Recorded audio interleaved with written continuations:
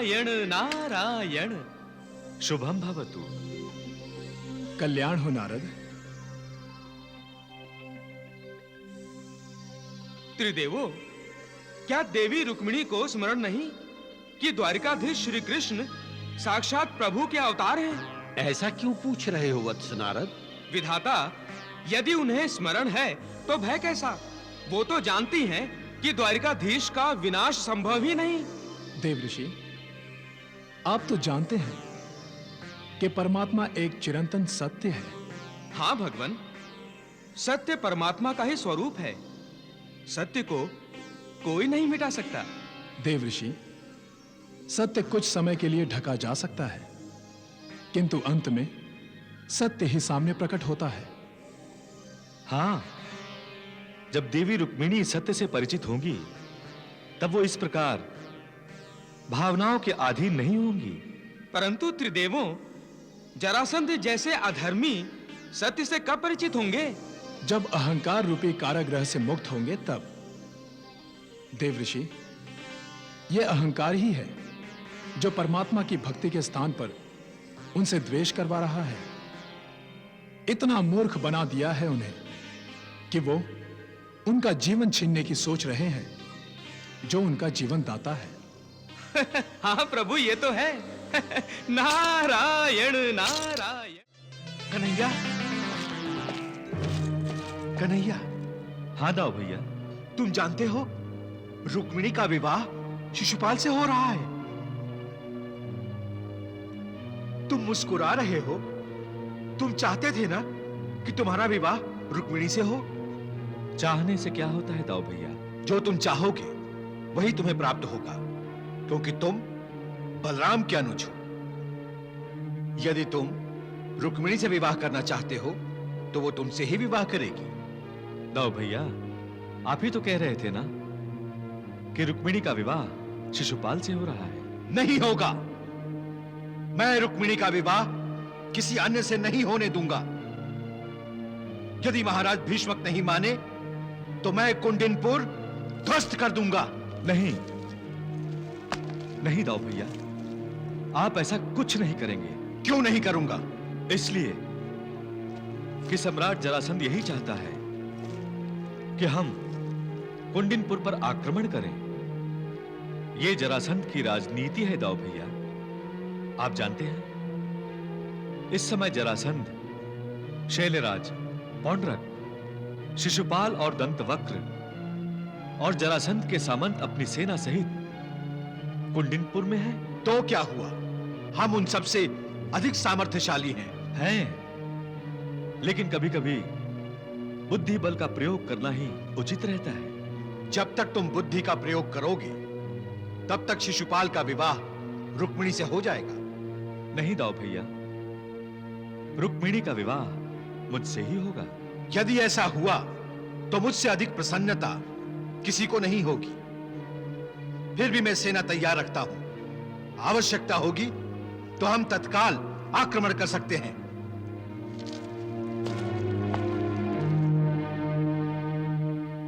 दाऊ भैया, आप भी रुक्मिणी के जैसे ही हैं। मनुष्य अवतार लेते ही आप दोनों को अपने सत्य स्वरूप का विस्मरण हो गया है।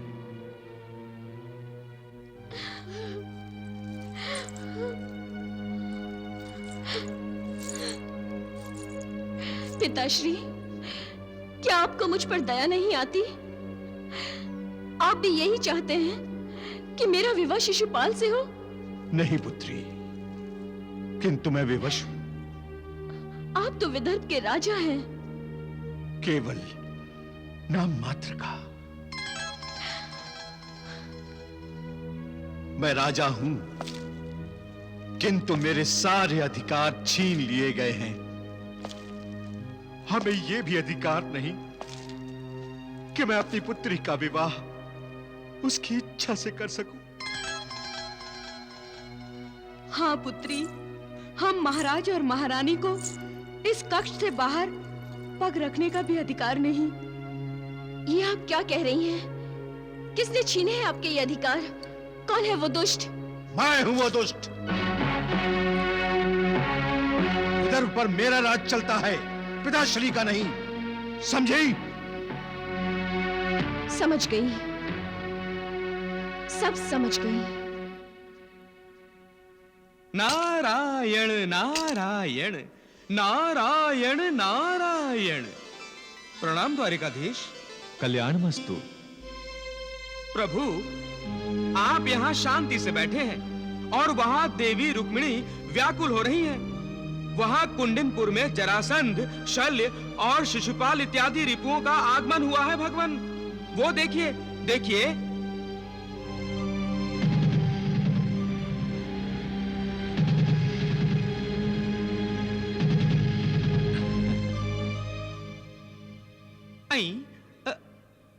आप मुस्कुरा रहे हैं प्रभु। तो मुझे क्या करना चाहिए देवर्षि? आपको देवी रुक्मिणी का हरण कर लेना चाहिए। नारायण नारायण। यदि कृष्ण ने रुक्मिणी हरण करने का प्रयास किया तो हम सबकी मिलीजुली सेना उसे जीवित कुंडिनपुर से बाहर जाने नहीं देगी। सुना आपने? नारायण नारायण। इससे पूर्व कि सीमा बंद हो, आप देवी रुक्मिणी को हरण कर लाइए भगवान। नहीं देवर्षि, ये उचित नहीं होगा। क्यों उचित नहीं होगा? देवी रुक्मिणी आपसे प्रेम करती हैं भगवान। देवर्षि, प्रेम का अर्थ ये नहीं है कि मैं देवी रुक्मिणी का हरण करूं। प्रेम का अर्थ त्याग भी है। इस आकर्षण के कारण रुक्मिणी जैसी युवतियां अपना विवेक खो बैठती हैं। और इसी कारण रुक्मिणी एक बार कृष्ण की द्वारका की ओर भाग चली थी। युवराज रुक्मी, इतिहास कहीं अपने आप को दोहरा न दे, इसलिए रुक्मिणी को बंदी बना लो। वो इस समय बंदी ही है सम्राट। नहीं देवर्षि, आप जो कह रहे हैं वो कार्य मेरी दृष्टि में अधर्म है। किसी भी नारी का विवाह उसकी इच्छा अनुसार ही होना चाहिए।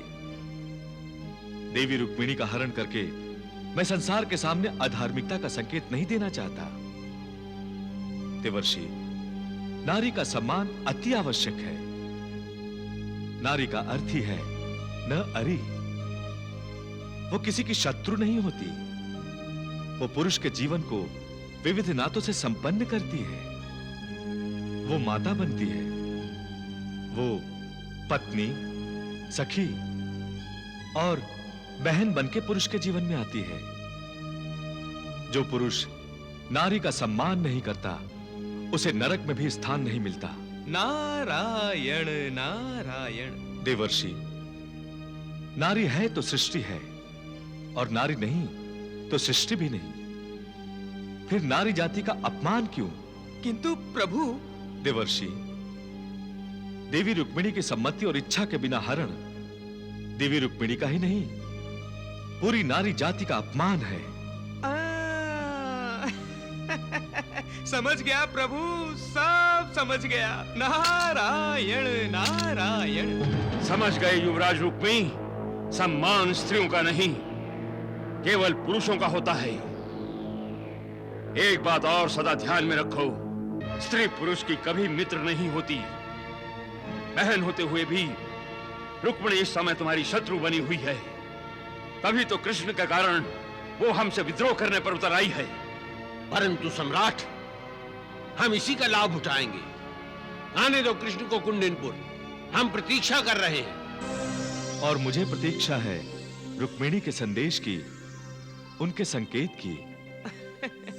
नारायण नारायण। प्रभु की जय हो।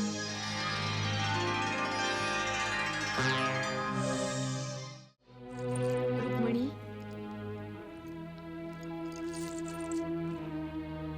देख रही हो, तुम्हारे विवाह के उपलक्ष्य में संपूर्ण नगरी मानो नाच रही है।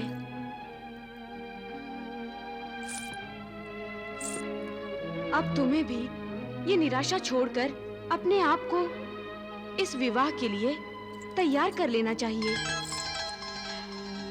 द्वारिकाधीश से विवाह का हट छोड़ो और जो हो रहा है उसे ही अपना भविष्य समझो और अपने प्रभु के शत्रु शिशुपाल से विवाह कर लो। आप भी यही चाहती हैं भाभी। आप तो जानती हैं भाभी कि मैं मन ही मन में द्वारिकाधीश से विवाह कर चुकी हूँ। अब मन से वही मेरे प्राणनाथ हैं। उनके साथ विवाह केवल लौकिक व्यवहार है, एक औपचारिकता है। परंतु यदि मैं चेदीराज से विवाह करती हूँ तो वो एक व्यभिचार है। रुक्मिणी, आपको ये बात सुनकर कितना कष्ट हुआ, और जो मुझ पर बीत रही है, जो वेदना मुझे हो रही है, वो कितनी कष्टदायक है, आप नहीं समझना चाहती। परंतु अब इसका उपाय? एक ही उपाय है, एक ही उपाय है। अपने मन की वेदनाओं और यातनाओं का अंत कर दो, और ये अंत तभी होगा जब तुम शिशुपाल से विवाह करोगी। भैया। रुक्मिणी, रुक्मिणी, मैंने पहले तुमसे कहा है, मुझसे विद्रोह करने का अर्थ होगा। मैं विद्रोह नहीं कर रही हूँ भैया। ये विद्रोह नहीं तो और क्या है? स्वयंवर में मात्र 2 दिन बाकी हैं। सम्राट जरासंध सहित चेदीराज शिशुपाल नगरी में आ चुके हैं, और तुम कह रही हो कि चेदीराज शिशुपाल से तुम्हारा विवाह व्यभिचार होगा। क्या यह विद्रोह नहीं? अपने होने वाले पति को शत्रु मानना, क्या यह विद्रोह नहीं? शिशुपाल से होने वाला तुम्हारा यह विवाह उसी विद्रोह का दंड है। और कुंडिनपुर के साथ साथ संपूर्ण विदर्भ के भविष्य के लिए यह दंड आवश्यक भी है। अब मुझे तुम्हारी आंखों में ना आंसू चाहिए और ना ही तुम्हारे मुख पर यह उदासी, समझी? यदि आप अपनी बहन की बलि चढ़ाना चाहते हैं तो ठीक है, मैं हंसते मुस्कुराते बलि चढ़ जाऊंगी। यदि द्वारिकाधीश की यही इच्छा है कि मेरा विवाह किसी अन्य से हो तो मुझे स्वीकार है, क्योंकि मैं विश्वास करती हूँ कि जो कुछ भी होता है वो द्वारिकाधीश की इच्छा से ही होता है।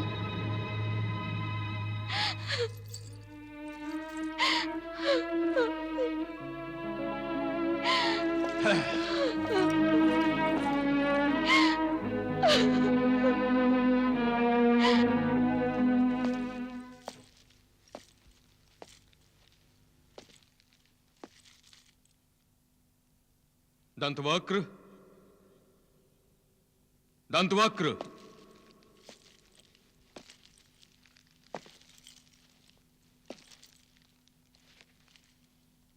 क्या देख रहे हो शिशुपाल? देख रहा हूं कि कुंडिनपुर नगरी मेरे और रुक्मिणी के विवाह के लिए कितनी प्रसन्न है। तुम्हारे विवाह के लिए नहीं, ये नगरी प्रसन्न है क्योंकि कृष्ण का यहाँ अंतिम संस्कार होने वाला है।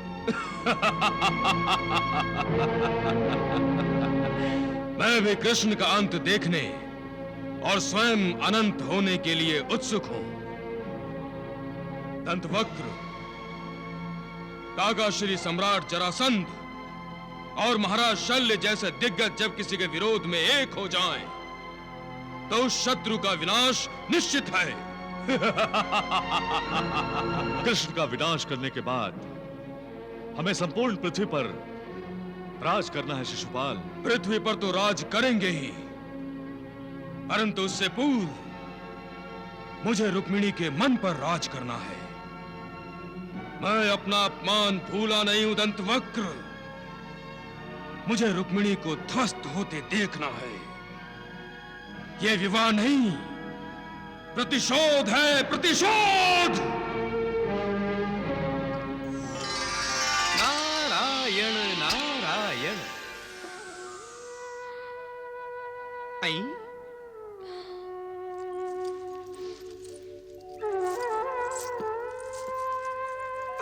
देवी देवी देवी, आपकी आंखों में अश्रु। नारायण नारायण। मैं अपने प्रारब्ध पर रो रही हूँ देवर्षि।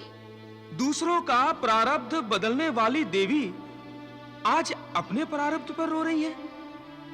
नारायण नारायण।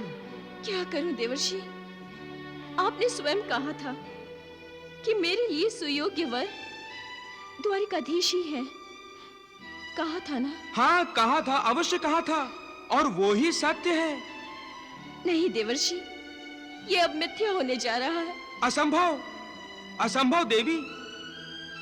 जिस जिह्वा पर सदा प्रभु का नाम रहता हो, उस जिह्वा से निकला वचन कभी मिथ्या हो ही नहीं सकता। ऐसा प्रतीत होता है कि आपने हार मान ली देवी। क्या करूं? मैं भाव भावनाओं के बंधन में फंस गई हूं। क्यों? तोड़ दीजिए ये बंधन देवी, तोड़ दीजिए। प्रयास किया किंतु नहीं तोड़ पाई। देवी, जब मानवीय प्रयास सफल नहीं होते तब प्रभु को पुकारा जाता है। वो कृपा निधान तत्काल चले आते हैं। क्या मेरे पुकारने से प्रभु आएंगे? आएंगे, अवश्य आएंगे। उन्हें आना ही होगा देवी। बस आप प्रभु को संकेत दीजिए, संदेश भेजिए। प्रभु आएंगे और आपको सब बंधनों से मुक्त करा के अपने साथ ले जाएंगे। मुझ पर विश्वास कीजिए देवी। प्रभु आपके संदेश की प्रतीक्षा कर रहे हैं। प्रणाम। नारायण नारायण नारायण नारायण।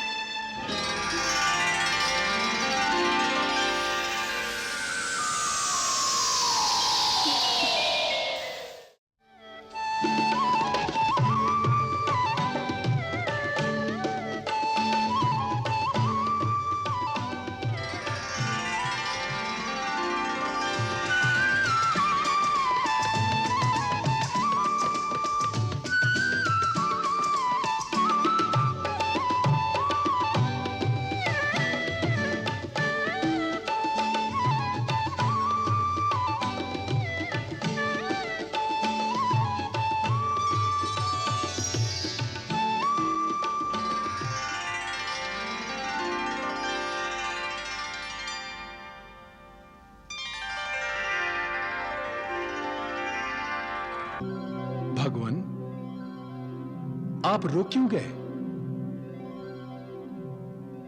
आपकी मुरली के स्वर सुनकर मुझे ऐसा प्रतीत हुआ जैसे कि मेरी तपस्या सफल हो गई हो।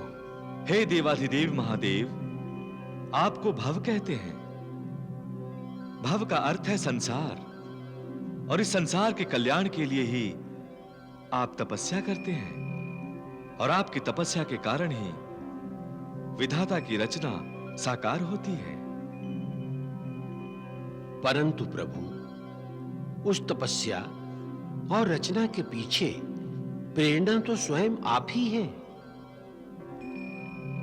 हे प्रभु, मुझे भव कहते हैं, और इस संसार को भव सागर जिसे पार कराने वाली नौका तो आप स्वयं हैं। आप मनुष्यों के मुक्तिदाता हैं। हे मुरलीधर, आपकी मुरली के स्वर ही जड़ और चेतनाहीन वस्तुओं में चेतना निर्माण करते हैं, निराश मनों में आशा का दीप जलाते हैं। हे प्रभु, ये आपकी मुरली के स्वर ही हैं जो भक्तों को आभास कराते हैं कि परमात्मा उनके साथ है। ये आपकी मुरली के स्वर ही हैं जो प्रेमियों को आश्वासन देते हैं और अधर्मियों को संकेत। इस समय आपने जरासंध, शल्य, शिशुपाल आदि को संकेत ही तो दिया है, और देवी रुक्मिणी को आश्वासन। हे विधाता, हे भोलेनाथ, वस्तुतः हम तीनों अलग अलग रूपों में होते हुए भी एक ही हैं।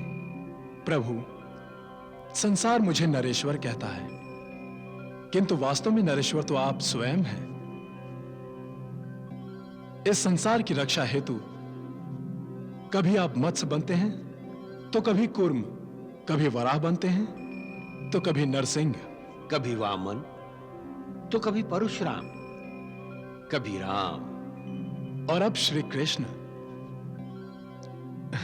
हे लीलाधर, अब हम देवी रुक्मिणी के स्वयंवर के अवसर पर आपकी लीला देखने को उत्सुक हैं। प्रभु, हमारी उत्सुकता को शीघ्र ही सत्य का रूप दीजिए। प्रणाम प्रभु।